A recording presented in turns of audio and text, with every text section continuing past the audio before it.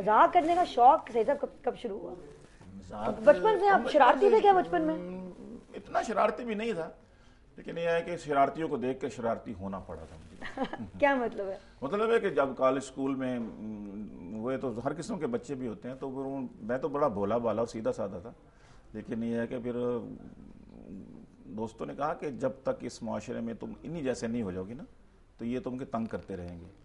تو ظاہر ہے کہ ہاتھ پاؤں تو ہم نے نہیں کبھی چلائے، زبان کی مار پھر ہم ضرور دے دیتے، کوئی جگت کرتا تھا تو اس کو ہم کیا بات ہے یہ، اور یہ صحیح طریقہ ہے مار دینے کا لوگوں کو۔ اچھا مجھے بتائیے کہ مار پیٹی مٹتی تھی گھر پہ ابو سے یا امی سے؟ کس سے؟ ابو سے۔ ابو سے؟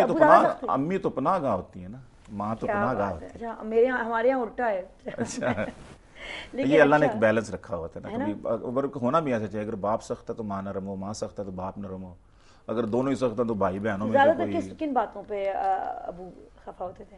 آوارہ گردی سے۔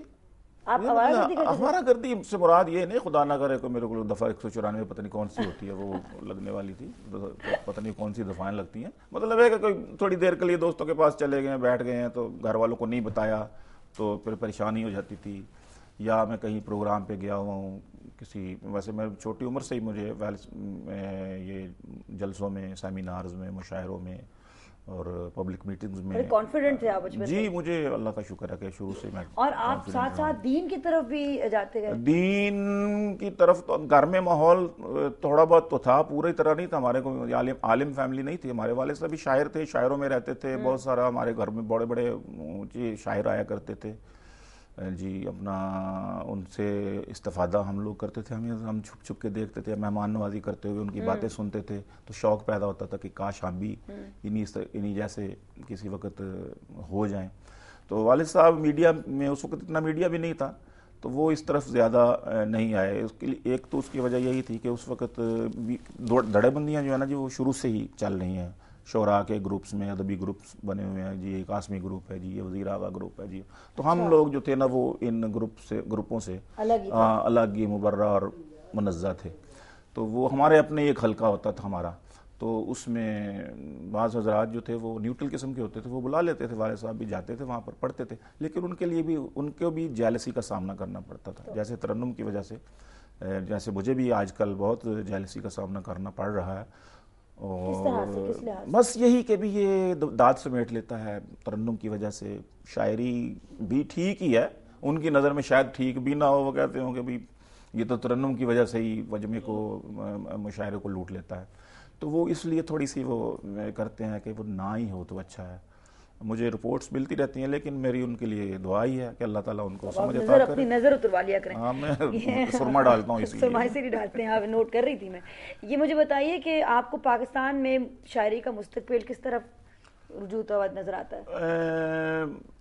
پاکستان میں اچھے شعراء بہت موجود ہیں، لیکن آگے جو نسل چل رہی ہے نا جی، ہماری نسل جو آگے آ رہی ہے نا، وہ اس سے مایوسی ہے تھوڑی سی، اردو ادب سے، اردو بلکہ عام اردو سے بھی، میں سمجھتا ہوں کہ اب بچے جو ہمارے اس وقت کے کالجوں اسکولوں سے جو نکل رہے ہیں، پڑھ کے باہر آ رہے ہیں معاشرے میں، وہ اردو سے بالکل نابلد ہے، اور شعر فہمی تو ہے ہی نہیں نا کسی میں بھی، بہت کم، بہت ریئر، تو اسی لیے آج کل یہ مزاح کا سہارا لے کر ہم لوگ جو ہے نا، وہ کہتے ہیں نا کبھی کڑوی گولی کو اس کو شوگر کوٹڈ کر کے کچھ تو کلچر، کچھ تو ادب کسی روپ میں آپ اس کو زندہ رکھ سکیں ہم لوگ پیش کرتے ہیں جی ہاں۔ تو ہماری شاعری کو ہماری کوشش ہوتی ہے کہ ہم سہل ممتنع کہتے ہیں، یعنی آسان اردو میں بات کریں، اس کے باوجود پوچھتے ہیں کہ یار اس کا کیا مطلب تمہیں پتہ چلا ہے، وہ کہتے ہیں جی کہ نہیں جی اس کا مجھے نہیں پتہ چل رہا، اس لفظ کا مطلب نہیں پتہ، تو یہ ایک کمزوری ہے، یہ کمزوری ہے، تو بہرحال آپ صحیح کہہ رہے ہیں، لیکن یہی دعا ہے کہ بچوں کو آپ سے انسپریشن ملے جی جی، اور انشاءاللہ تعالیٰ ان کو اور مزید سننے کا، سیکھنے کا، پڑھنے کا ایک شوق پیدا ہو میں۔ آپ کچھ اور سنانا چاہ رہے تھے؟ سوری جی، میں حسیناؤں کے کپڑے چھوٹے چھوٹے ہوتے جاتے ہیں، حسیناؤں کے کپڑے چھوٹے چھوٹے ہوتے جاتے ہیں، غرارے جانگ یہ لہنگے لنگوٹے ہوتے جاتے ہیں، غرارے جانگ یہ لہنگے لنگوٹے ہوتے جاتے ہیں، یہ مت سمجھو کہ ہم بے وجہ موٹے ہوتے جاتے ہیں، یہ مت سمجھو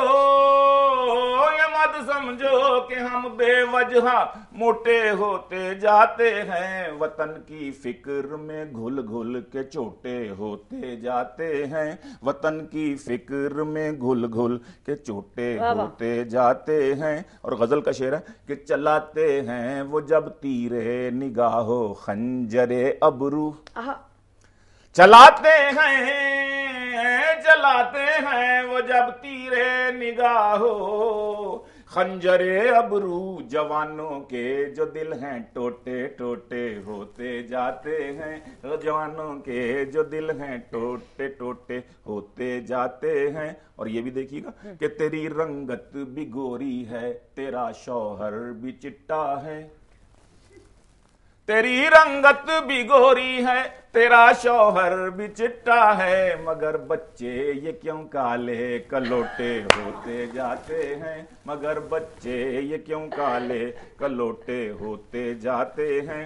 رواج اب پل رہا ہے ٹیشوؤں کا واش روموں میں، دیکھا دیکھی آیا ہمارے دور میں، ابھی آیا کچھ عرصہ ہی ہوا۔ رواج اب پل رہا ہے ٹیشوؤں کا واش روموں میں، سیاست دان لیکن پھر بھی لوٹے ہوتے جاتے ہیں، سیاست دان لیکن پھر بھی لوٹے ہوتے جاتے ہیں۔ بہت تکلیف دے پہلے پہل لگتے تھے گیلانی، بہت تکلیف دے پہلے پہل لگتے تھے گیلانی، کمر پر سہل اب بیگم کے سوٹے ہوتے جاتے ہیں، کمر پر سہل اب بیگم کے سوٹے ہوتے جاتے ہیں، وطن کی فکر میں گھل گھل کے چوٹے ہوتے جاتے ہیں۔ یہ بہت سخت ہے آپ کی بیگم؟ ہاں بہت سخت ہے، بہت سخت ہے، اتنی سخت ہے کہ میں کچھ بتا ہی نہیں سکتا۔ نہیں کچھ بتائیں نا۔ نہیں بتا سکتا۔ تو یہ اپنے لیے میں تھوڑا کہہ رہا ہوں، سارا کچھ میں نے اپنے لیے تھوڑا کہا کہ میں کچھ چھوٹا ہو گیا ہوں۔ میں تو یہ عام بات کر رہا ہوں کہ اس طرح پہلے ہوتی ہے تکلیف، اگر سخت بھی ہوگی تو پھر نرم ہو ہی جاتا ہے نا۔ اچھا مجھے بتائیے گا سید سلمان صاحب، کیا یہ آپ کو محبت ہوئی ہے کبھی؟ اللہ تعالیٰ کے ساتھ ہے، اللہ کے حبیب کے ساتھ۔ اللہ پاک کے حبیب فرماتے ہیں کہ اگر تم کو مجھ سے اپنی جان سے بھی زیادہ محبت نہیں ہے تو پھر تو تم مسلمان ہی نہیں۔ کیا بات جی، مال جان محمد ہے متاع عالم ایجاد سے پیارا، پدر مادر برادر مال و جان اولاد سے پیارا۔ تو بات ہی تب بنتی ہے، محبت کے بغیر تو کچھ بھی نہیں ہو سکتا۔ کیا ہی بات ہے۔ اور آپ کو ہم التجا کرتے ہیں، دعوت دیتے ہیں کہ خدا کے واسطے دوبارہ آئیے گا ضرور۔ میں تو مزید اور سننا چاہ رہی ہوں، اور آج کل کے زمانے میں خاص طور پہ جہاں واقعی میں جب آپ ٹیلی ویژن لگاتے ہیں صرف مایوسی چھائی ہوئی ہوتی ہے اور ڈپریشن، لہو، بالکل موت، بارود، بالکل میں آپ کے منہ سے یہ باتیں اچھی نہیں لگتی، آپ نہ کہیے گا۔ اور یہ سید سلمان کرانی صاحب خوشیاں پھیلا رہے ہیں اور ہم سب کو ہنسا رہے ہیں، اور بڑی انٹیلیجنٹلی کر رہے ہیں، کیونکہ آپ کی خوشی میں، آپ کے مذاق میں ایک تنقید بھی ہوتا ہے معاشرے کا، ایک گہرا تنقید ہوتی ہے، ایک انالیسس ہوتی ہے پوری۔ بے شک بے شک۔ تو ناظرین یہ ہے پاکستان، اور جتنے بھی ہمارے آج کے گیسٹ تھے ان سے آپ کو کچھ احساس ہوا ہوگا کہ پاکستان میں بہت سارے ایسے لوگ ہیں ہر عمر کے، ہر جگہ سے، جو اس ملک کو ایک بہتر جگہ ابھی بھی بنا رہے ہیں، اور جن کے ساتھ ہماری امیدیں وابستہ ہیں۔ اللہ کرے ایسا ہی ہو جائے، انشاءاللہ ایسا ہی ہوگا۔ آپ ہیں نا؟ اللہ کرے جی، اللہ ہم سے ہی کام لے لے انشاءاللہ تعالی۔ ناظرین، پاکستان زندہ باد۔